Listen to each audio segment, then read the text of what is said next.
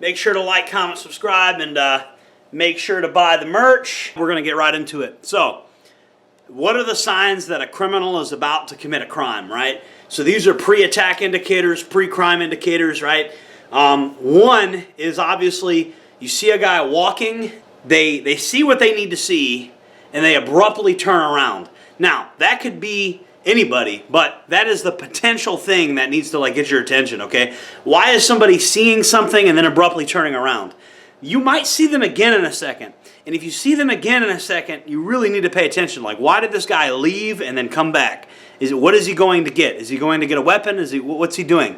So very abrupt things where somebody walks, they stop, they look at something, and then they leave immediately. You have to think, why are they doing that? It could be innocent, you don't know. But that's one sign that something may be going down, okay? That's an instant thing you can, weird pedestrian movement. If you see somebody acting weird like that, that's a sign that they may be about to do something. They may be about to come back. You need to pay attention to that. Another thing is grooming, okay? So you have kind of grooming activities, kind of looking around. Now, let me tell you something that I've seen personally, right? And some of this is cultural, right? People that think they're gangster have different kind of body language, but it is kind of cross-cultural because you do have bikers that'll do it. They'll just do it a little bit differently. I don't want to say bikers, like rednecks, meth people, stuff like that. But it is slightly modified for the gangster kind of subculture people. If you see somebody look both ways, almost as if they're crossing the street, and they're doing grooming behavior, man, and they say man, something like that, they're about to actually commit a crime. The grooming is a nervous habit. They're kind of nervous because they're about to do something bad, right? The looking both ways, they're literally checking to see, who's witnessing what they're doing. And if there is somebody witnessing what they're doing, is there somebody that's going to try to stop them? Is there a cop there? If there's other people to observe them commit this crime, are they glued to their smartphone? Are they looking? Stuff like that. So you're going to see this kind of looking both ways thing, right? I'm gonna give you a perfect example. You look that way. Hey, hold up real quick, man. Give me your money. You see how that happened? And this is what goes down, okay? And there's a gun in the pocket, right? And I'm wearing a civilian style hoodie just so I can demonstrate how it goes down realistically. I'm not wearing a Kydex holster or anything like that. I'm showing you how a criminal would do it. And he's gonna look both ways. He's going to look both ways because he wants to see who is witnessing him do this, and then he's also going to make it to where he's kind of got it to where he can pull his gun out. He's going to have it kind of indexed. So you're going to see some unnatural movement. He's pulling something out of his pocket and he's looking both ways. So prior to that, you're going to see grooming behavior. You're going to see 2 steps. I've done other videos about how criminals pick their targets. That's also important. You need to know how likely you are to get picked, okay? You need to know that. And I did a video on how criminals pick their targets. That's a good watch. But they're not just thinking about you, okay? They're thinking about who's going to witness this, okay? So you're going to see them looking around before they do something. And it's not like a situational awareness looking around. It's like a quick check before they do their dirt. They're gonna make sure the coast is kind of clear, okay? So, and that doesn't mean if there's witnesses that they're not going to do something either, by the way. A lot of these people are brazen. They don't care. What they're looking for is, are there people glued to their smartphones? Is it just women and children running around? Is there somebody that might be a cop? Is there somebody that's going to intervene while they rob you real quick? Okay, that's really what they're looking for. That's what these kind of gangbanger robber people are looking for. Another pre-attack indicator is they may turn around and they might be putting a mask on or something, Now, you've already seen them with a mask off, but these people are not always that smart, okay? So if they turn around, you can see their, there's movements that, if they crouch suddenly, maybe they're tying their shoe, maybe they're getting a weapon out.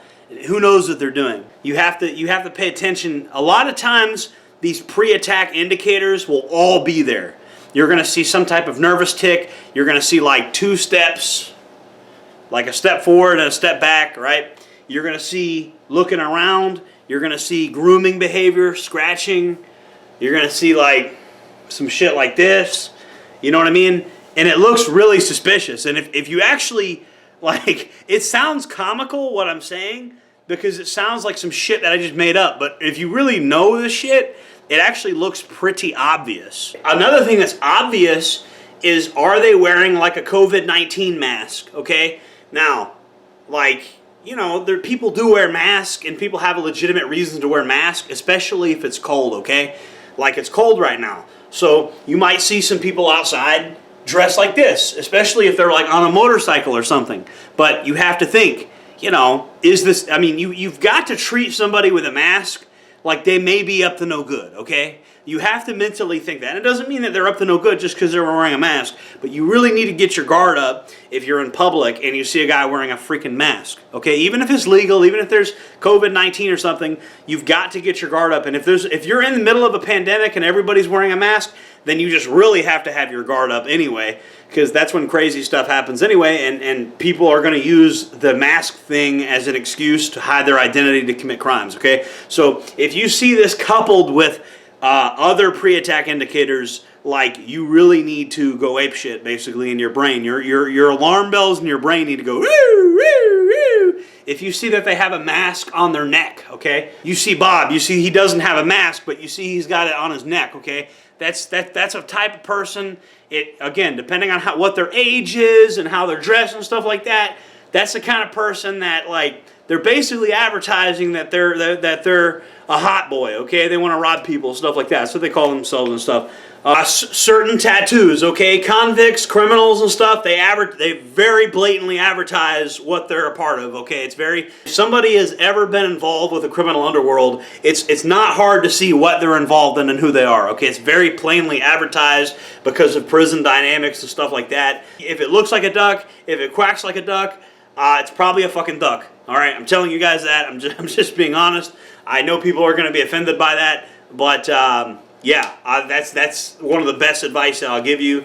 But just look for behavior that deviates from what everybody else is doing. Look for behavior that on its surface could look like situational awareness, but it's a little faster and the dude's a little more nervous about something. One of my favorite YouTube channels is Humilitas First, okay? He's a former police officer and he really is a master at seeing pre-attack indicators, okay? I recommend this guy. He doesn't even know who I am, I don't think. I don't think this guy has even heard of me, but I've definitely heard of him. I'd love to reach out to him sometime because a lot of the shit this man says is spot on, okay? He, you know, now he does have the benefit of looking at it, you know, hindsight is 20/20, but there is a lot of stuff that he has seen that could have been probably, if not prevented, it could have been mitigated by basic situational awareness, understanding of body language and stuff like that. And look, man, I'm on the autism spectrum, guys. I think you guys know this. I had to learn body language the hard way, okay? I had to learn it in environments that were like life or death, okay?